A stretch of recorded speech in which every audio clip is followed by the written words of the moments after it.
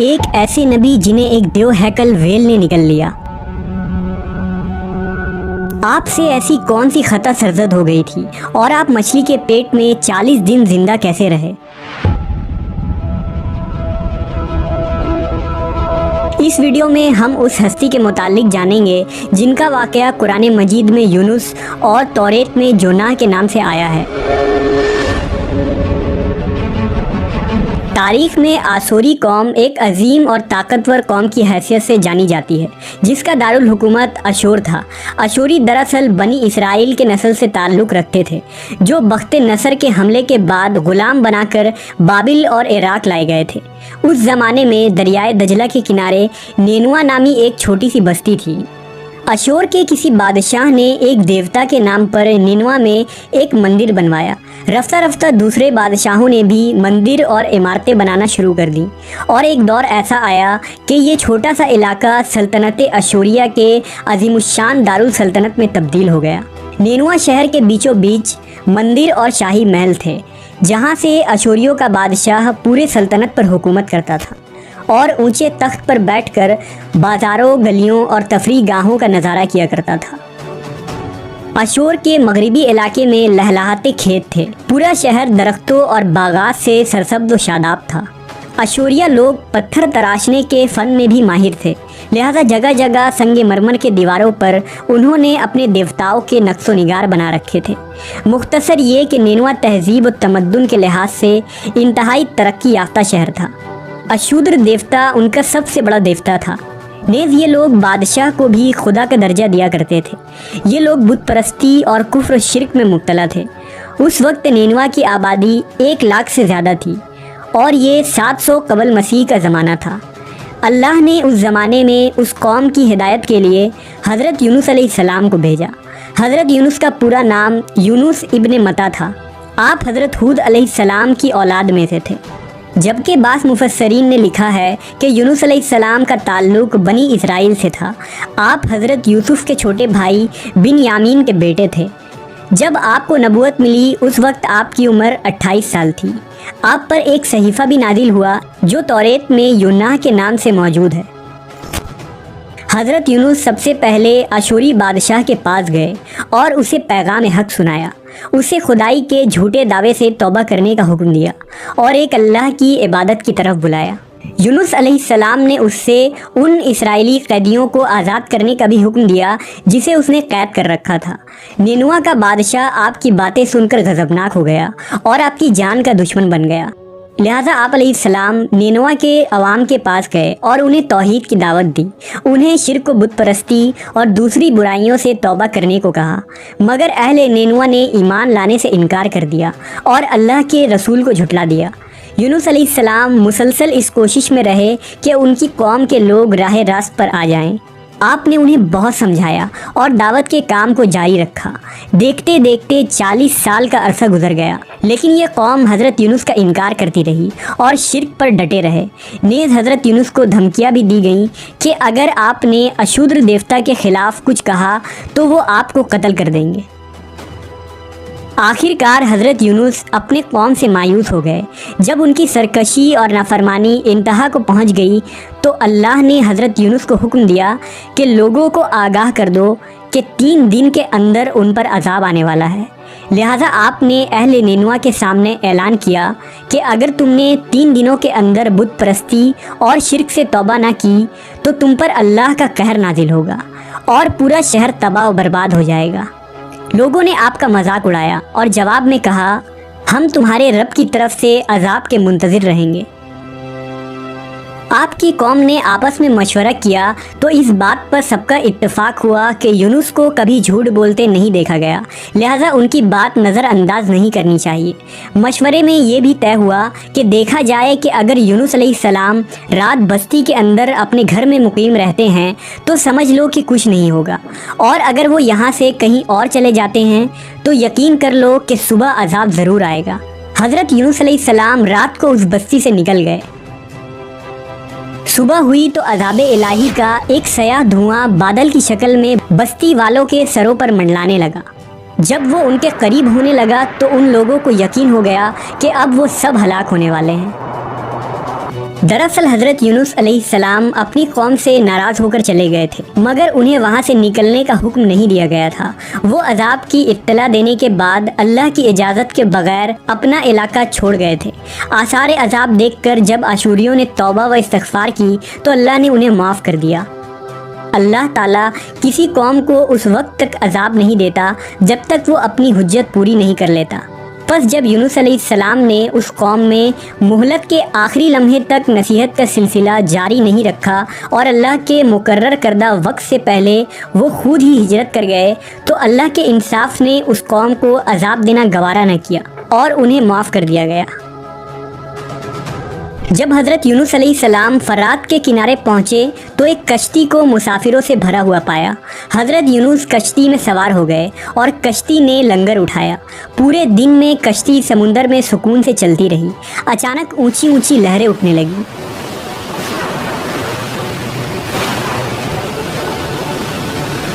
لوگوں نے اپنا ساز و سامان سمندر میں پھینک دیا کہ کشتی کا بوجھ کم ہو جائے، لیکن کشتی کا بوجھ پھر بھی کم نہ ہوا۔ جب کشتی ڈگمگانے لگی تو کشتی کے غرق ہونے کا یقین ہونے لگا۔ اہل کشتی نے اپنے عقیدے کے مطابق کہا کہ ایسا معلوم ہوتا ہے کہ اس کشتی میں کوئی غلام اپنے آقا سے بھاگا ہوا ہے، جب تک اس کو اس کشتی سے الگ نہ کیا جائے گا نجات مشکل ہے۔ یونس علیہ السلام نے سنا تو ان کو تنبیہ ہوا کہ اللہ کو میرا نینوا سے وحی کا انتظار کیے بغیر اس طرح چلے آنا پسند نہ آیا اور یہ میری آزمائش کے آثار ہیں۔ یہ سوچ کر انہوں نے اہل کشتی سے فرمایا کہ میں ہی وہ غلام ہوں جو اپنے آقا سے بھاگا ہوا ہوں۔ لہذا 3 مرتبہ قرعہ اندازی کی گئی اور تینوں مرتبہ حضرت یونس کا نام نکلا۔ تب مجبور ہو کر انہوں نے حضرت یونس کو دریا میں ڈال دیا۔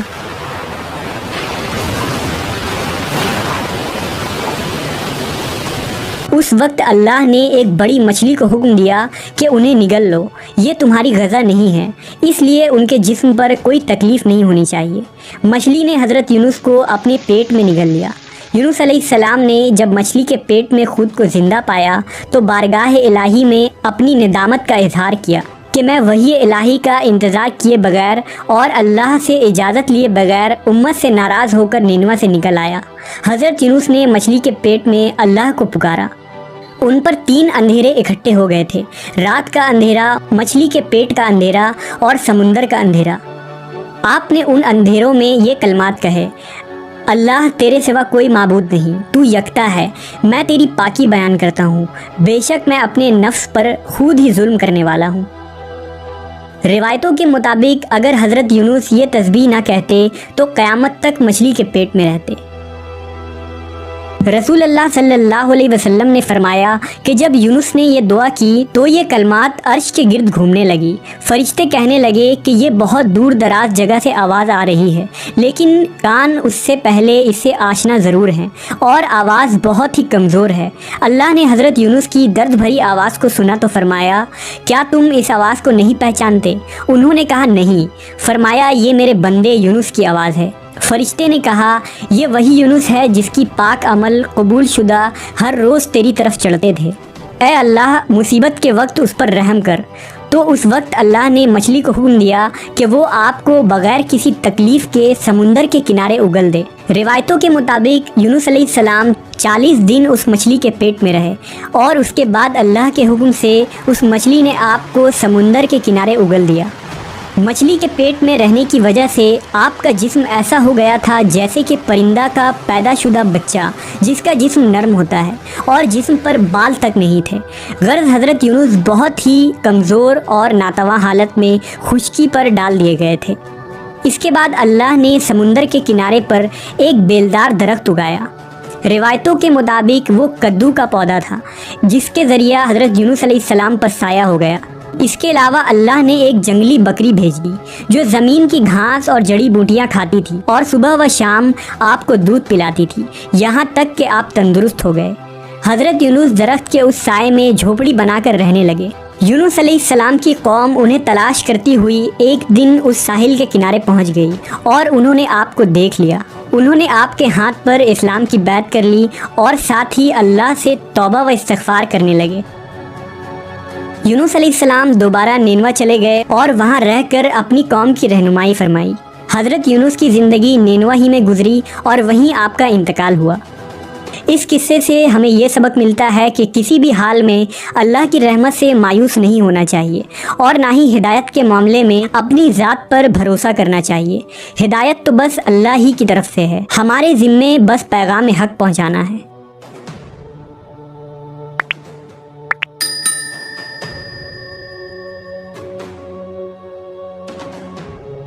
کی پناہ مانگتی ہوں۔ حضرت جبرائیل آپ کو تسلی دیتے ہوئے اور پیغام الہی سے باخبر کرتے ہوئے فرماتے ہیں، میں تو تیرے رب کا فرز داتا ہوں اور اس لیے بھیجا گیا ہوں کہ تجھے ایک پاکیزہ لڑکا دوں۔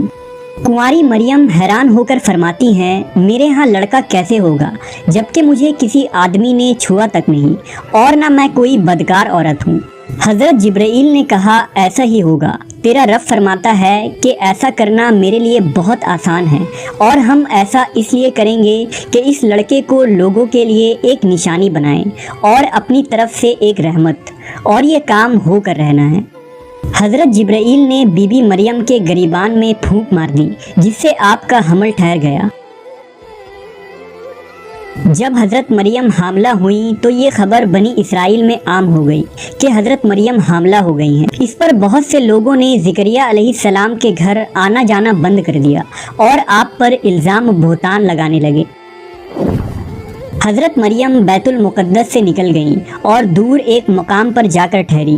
آپ اس مقام پر تنہا رہ رہی تھی کہ ایک دن آپ کو درد ذہ شروع ہو گیا۔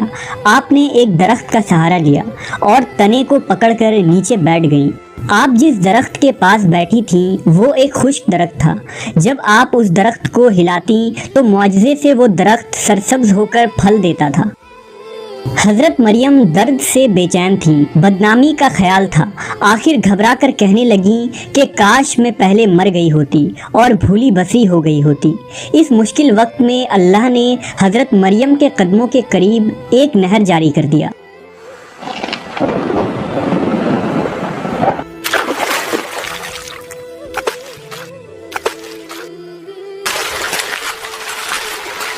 اور ندا آئی کہ پانی پیو اور کھجور کھاؤ تاکہ جسم کو تقویت پہنچے، پھر اپنی اولاد کو دیکھ کر آنکھوں کو ٹھنڈک پہنچاؤ۔ اسی عالم میں حضرت عیسیٰ علیہ السلام کی پیدائش ہو گئی۔ آپ اپنے بیٹے کو لے کر قوم کے پاس آئیں۔ قوم کے لوگ آپ کے گود میں بچہ دیکھ کر غضبناک ہو گئے اور الزام لگانا شروع کر دیا۔